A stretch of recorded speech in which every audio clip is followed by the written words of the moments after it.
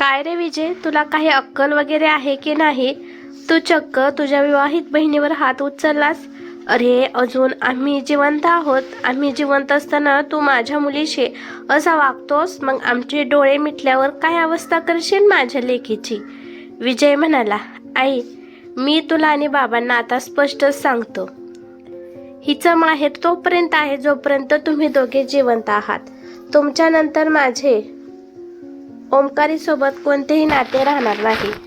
तुमच्यानंतर हिचे माहेर कायमचे संपून जाईल. कारण मला आता अशा लोकांशी संबंध ठेवण्याची काही गरज नाही. अगं आई, जी बाई आपल्या नवऱ्याची होऊ शकली नाही, जी आपल्या सासरच्या माणसांची होऊ शकली नाही, ती माझी काय होणार? आणि आई, खरं तर मला आत्ताच तुझा खूप राग येतोय. अगं, संसार म्हटल्यावर भांड्याला भांडं लागणारच ना. अशा छोट्या छोट्या गोष्टीवरून ओमकारीला घरी बोलवून घेणं योग्य आहे का? आणि हेच आई, तिच्या सासरचे लोक तसे अजिबातच नाहीत जसा तू आणि बाबा विचार करता. ही इथे येऊन त्यांच्याबद्दल काही खोटं सांगते आणि तुम्ही तिच्यावर डोळे झाकून विश्वास ठेवता. मी ओमकारीच्या सासरकडच्या लोकांना चांगलं ओळखतो. नक्की ओमकारीच त्यांना काहीतरी उलटसुलट बोलत असेल. आपल्या मुलाचे विजयचे बोलणे ऐकून मीराताई आणखीनच संतापल्या. हो, ओमकारी बोलली होती, पण ती बोलली म्हणून काय झालं विजय? ओमकारी आजारी होती. तिला अशक्तपणा आला आहे, त्यामुळे तिची चिडचिड झाली असेल आणि रागात तिच्या तोंडून निघाला असेल एखादा शब्द. आता तिच्या सासूने हे समजून घ्यायला हवं ना की आपली सून नुकतीच आजारातून उठली आहे. हे बघ बाळा, तू उगाच वाद घालू नकोस. ही वाद घालण्याची वेळ नाही. तू मला लवकरात लवकर ओमकारीच्या सासरी घेऊन चल. मला आताच्या आता माझ्या मुलीकडे जाऊन तिला बघायचं आहे की नक्की तिला काय झाले आहे. ठीक आहे, जशी तुझी इच्छा असे बोलून विजय आईसोबत बहिणीच्या सासरी जायला निघालाच होता. पण तेवढ्यात ओमकारीला दरवाजात उभे असलेले पाहून विजय आणि मीराताई आश्चर्यचकित झाले. विजय म्हणाला, काय ग ओमकारी, तू अशी अचानक कशी आलीस? मी आता आईला घेऊन तुझ्या सासरी निघालच होतो, तर तूच आलीस. आणि हे काय, एकटी का आलीस? तुझ्यासोबत भाऊजी का आले नाहीत? ओमकारी म्हणाली, नाही दादा, मी एकटीच आली आहे. ओमकारीचे बोलणे ऐकून विजय विचार करत म्हणाला, ओमकारी, एक गोष्ट सांग, तू तिथे सगळ्यांना सांगून तरी आली आहेस ना? ती काही बोलणार त्याआधी मीराताई म्हणाला, बस कर विजय, खूप झालं. मी सांगितलं ना, ओमकारीची तब्येत ठीक नाहीये. बिचारी माझी मुलगी इतक्या दुरून एकटी कशी आली आहे देव जाणे. आणि तू तिची विचारपूस करण्याऐवजी तिला प्रश्न विचारत आहेस. आणि तसेही तुला तिची एवढी काळजी का वाटते?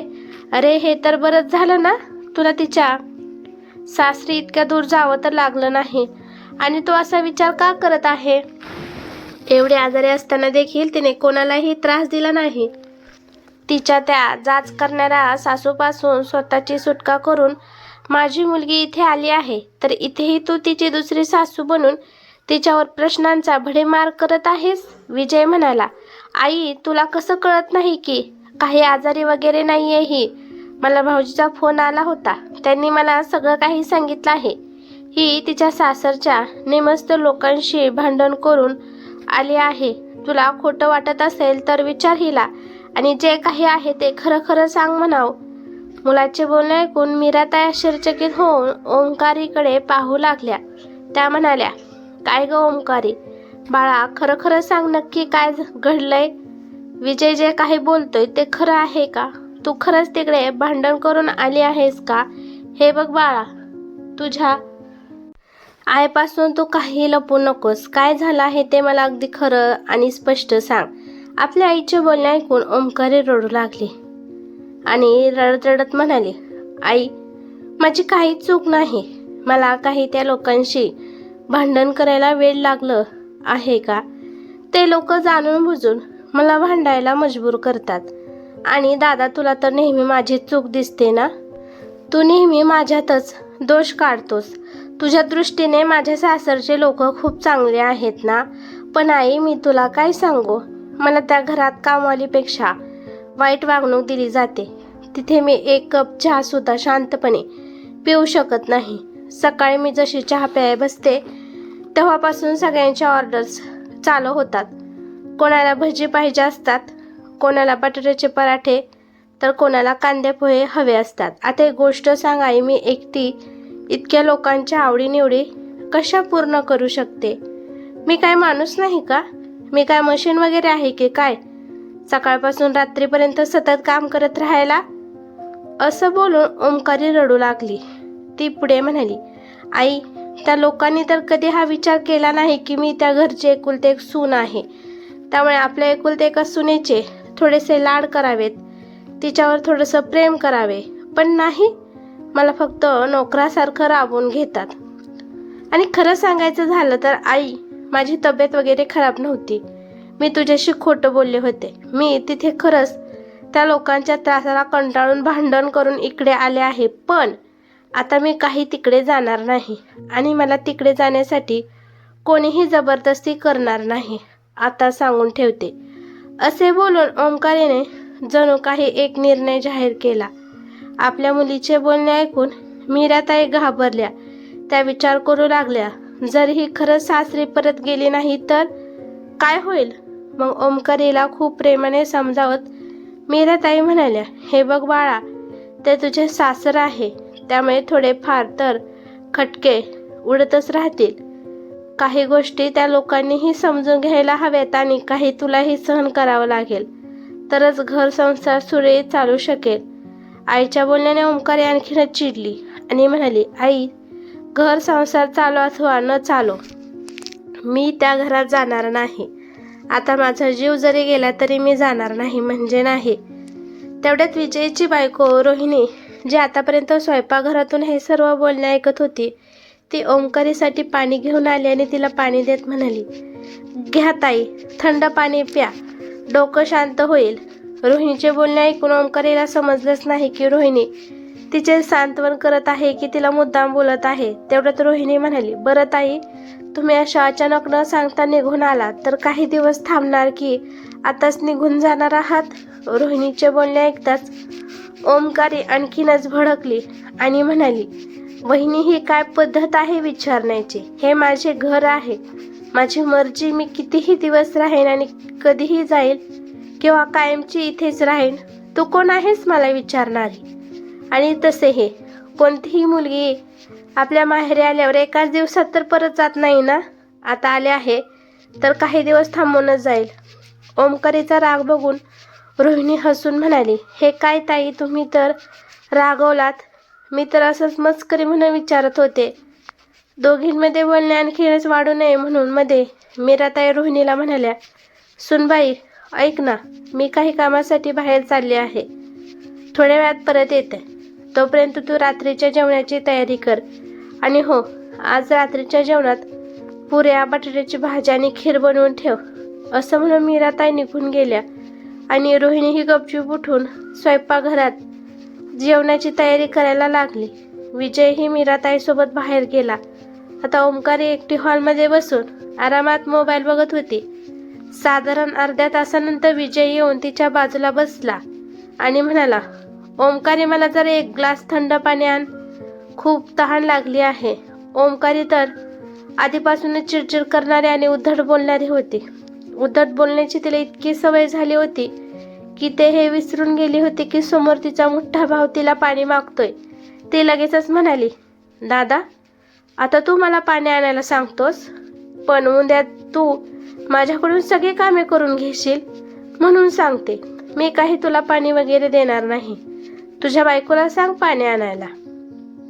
ओमकारीच्या बोलण्याने विजय आश्चर्यचकित झाला आणि तिच्याकडे पाहत म्हणाला, ओमकारी, हा काय आगाऊपणा आहे? भाऊजी बरोबर बोलत होते. दिवसेंदिवस तुझा आगाऊपणा जरा जास्तच वाढत चालला आहे. तुला बोलायची अक्कल नाही. तुझी वहिनी तिकडे किचनमध्ये निवांत बसलेली नाही, तिला पाणी आण म्हणून सांगायला? ती सारखी त्या स्वयंपाकघरात काम करत असते. आताही ती पुऱ्या लाटत आहे, तुला दिसत नाही का? आणि या उन्हाळ्याची गरमी फक्त तुझ्यासाठीच नाही तर तिच्यासाठीही आहे. तू जशी दिवसभर बसून फोन चालवतेस ना, तसं जर स्वयंपाकघरात जाऊन हात चालवला असतात तर तुझ्या बहिणीला किती मदत झाली असती. ती बिचारीची स्वयंपाकघरातून लवकर मोकळी झाली असती. आणि तसेही तुला जर इथे राहायचं असेल तर तुझ्या बहिणीसोबत सलोख्याने राहा. तिला कामात मदत कर, हातभार लाव, जेणेकरून तिलाही तुझे इथे वारंवार येण्याचे वाईट वाटणार नाही. विजयचे असे बोलणे ऐकून ओमकारीच्या तळपायाची आग मस्तकाला गेली. ती रागाने म्हणाली, दादा, जर तुला तुझ्या बायकोची इतकी काळजी वाटते ना, तर मग तूच का तिला स्वयंपाकघरात जाऊन हातभार लावत नाही. मला शिकू नकोस मी काय केले पाहिजे आणि काय नाही केले पाहिजे. आजपर्यंत आईबाबांनी माझ्याकडून कधी कोणता काम करून घेतलं नाही आणि तू मला तुझ्या बायकोसोबत मिळून घरातलं काम करायला सांगतोस. तूच राहा आयुष्यभर तुझ्या बायकोचा गुलाम. ओमकारी खरं तर हे सर्व चुकीचं बोलली.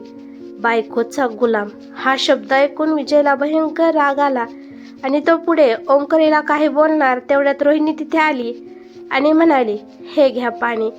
तुम्हाला पाणी हवं होतं तर तुम्ही मला मागायचं ना.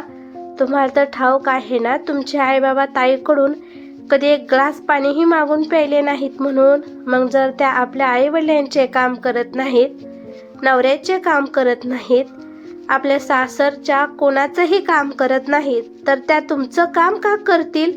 जर मी एकटी या घरातील सगळी कामं करू शकते तर मी तुम्हाला पाणी का नाही देऊ शकत.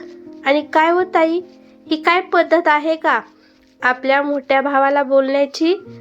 ओमकारी म्हणाली, अरे वा, म्हणजे आता या महाराणी आपल्या नवऱ्याच्या बाजूने बोलणार आहेत.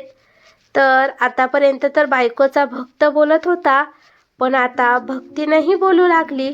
ओमकारीचे असे अनावश्यक बोलणे विजयच्या सहनशक्तीच्या पलीकडचे होते. त्यामुळे त्याने तिच्यावर हात उचलला, पण स्वतःवर नियंत्रण ठेवत त्याने हात खाली केला आणि रागाने मोठ्या आवाजात म्हणाला, बास कर ओमकारी, उगाच काही बडबड करू नकोस, नाहीतर यावेळी तुला थोबाडीत द्यायला मी मागे पुढे पाहणार नाही. माझा हात तुझ्यावर उचलेल. तू तुझी मर्यादा ओलांडत आहेस. भावाचे असे बोलणे ऐकून ओमकारीने मोठमोठ्याने रडायला ओरडायला सुरुवात केली. खूप मुश्किलीने रोहिणीने विजयला शांत केले. तेवढ्या तिथे मीराताई देखील आल्या. आपल्या आईला पाहून ओमकारी आणखीन मोठ्याने रडू लागली. आई, आई बघ ना, दादाने माझ्यावर हात उचलला. वहिनीसमोर मला मारायला माझ्या अंगावर धावून आला. आई मला सांग, माझी या घरात काहीच इज्जत नाही का. मी या घरची मुलगी नाही का. माझा या घरावर कसलाही अधिकार नाही का. आई, दादा माझा द्वेष करतो. तो गेल्यानंतर त्या दोघांनी मला खूप ऐकवलं आणि मी माझी बाजू मांडली की लगेच याने बायकोसमोर माझ्यावर हातही उचलला. ओमकारीचे बोलणे ऐकून मीराताई भयंकर चिडल्या आणि रागाने विजयकडे पाहत म्हणाल्या, विजय, हा काय मूर्खपणा आहे आणि तू तुझ्या विवाहित बहिणीवर हात उचललास. ही कोणती पद्धत आहे तुझी. विजय रागात होता. तो म्हणाला, आई. तो पुढे काही बोलणार तेवढ्यात रोहिणीने त्याच्या खांद्याला पकडून जोरात दाबला आणि इशारा करून विजयला शांत राहायला सांगून स्वतः पुढे होऊन सासूला सगळी हकीकत सांगितली. सुनेचे बोलणे ऐकून मीराताई ओमकारीवर नाराज होऊन म्हणाल्या, ओमकारी, ही काय पद्धत आहे बोलण्याची. आपल्या मोठ्या भावाला उलट बोलणं तुला शोभत नाही. खरंच बरोबर बोलतंय विजय. चूक तुझ्या सासरच्या लोकांची नाही तर तुझीच आहे. आता गप्प गुमान जशी आली आहेस तशीच आजची रात्र राहून उद्या सकाळी तुझ्या सासरी परत निघून जा. आता मी तुझ्यामुळे दुसरे नातेसंबंध खराब करणार नाही. तुला कोणी एका व्यक्तीचा त्रास होत असेल, त्याची अडचण होत असेल तर ते समजू शकते. तुला माहेरी दादा बहिणीची अडचण आणि सासरी सासरच्या लोकांची अडचण आहे. जर तुझं कोणाशीच पटत नसेल तर मग तू कोणासोबत आनंदी राहणार आहेस. असा कोणीतरी एक सांग, ज्याच्यामुळे तुला कोणताही त्रास नाही. ओमकारी, अगं स्वतःला बदल बाळा, नाहीतर आयुष्यात एक असं वळण येईल जेव्हा तो एकटी पडशील तेव्हा कोणी तुझ्या मागे पुढे नसेल. आई वडील आयुष्यभर पुरणार नसतात. आईचा ओरडा ऐकून ओमकारीचा चेहरा पडला, पण विजय पटकन म्हणाला, आई, मी एक गोष्ट तुला स्पष्टपणे बोलतो. तिचं माहेर तोपर्यंतच आहे जोपर्यंत तुम्ही लोक आहात, पण तुमच्यानंतर माझा हिच्याशी कोणताही संबंध राहणार नाही. तुमच्यानंतर हिचं माहेर संपून जाईल कारण मला अशा लोकांशी संबंध ठेवण्याची काहीच गरज नाही आणि आपलं माहेर तोडण्यास ही स्वतः जबाबदार असेल. एवढे बोलून विजय बाहेर गेला. मीराताई ओंकारीकडे पाहून म्हणाल्या, ओंकारी, अजूनही वेळ गेलेली नाही. स्वतःला बदल. तू जर सासरी चांगली वागलीस तर तुझा चांगुलपणा पाहून तुझ्या सासूबाई, घरातील इतर मंडळी देखील तुझ्याशी चांगलेच वागतील याची मला खात्री आहे. अरेला कार्य करून वाद वाढवायचे नसतात बाळा. थोडेफार नमती बाजूही घेता आली पाहिजे तर संसार टिकतो. आणि जर तुझ्या वागण्यात बदल होणार नसेल तर असं होऊ देऊ नकोस की मलाही तेच बोलावं लागेल जे विजय बोलून गेला आहे. कारण जर तू नाही सुधारलीस तर यात नुकसान तुझेच आहे. आणि चुकीची बाजू घेऊन मला माझ्या मुलाशी आणि सुनेशी असलेले नाते खराब करायचे नाहीत. बाळा, माझं बोलणं समजून घे. तुझं भलं यातच आहे की उद्याच्या उद्या तू गपगुमान आपल्या घरी निघून जा आणि आपल्या संसाराकडे, जबाबदारीकडे लक्ष दे. आणि सर्वात मोठी गोष्ट, पुढच्या वेळेस कधीही भांडण करून इथे येऊ नकोस. इथे तेव्हाच ये जेव्हा माहेरहून तुला बोलावणं येईल. असे बोलून मीराताईही त्यांच्या खोलीत निघून गेल्या. आता ओंकारी एकटी होती, अगदी एकटी. आज कोणीही तिच्यासोबत नव्हतं. नाही ना वडील, ना भाऊ, ना वहिनी, कोणीही नाही. आणि हे सगळं ओंकारीच्या विचित्र वागण्यामुळे झालं होतं, समजलं. दुसऱ्या दिवशी सकाळी ओंकारीने सर्वात आधी आपल्या मोठ्या भावाची माफी मागितली. त्यानेही तिला मोठ्या मनाने माफ केले.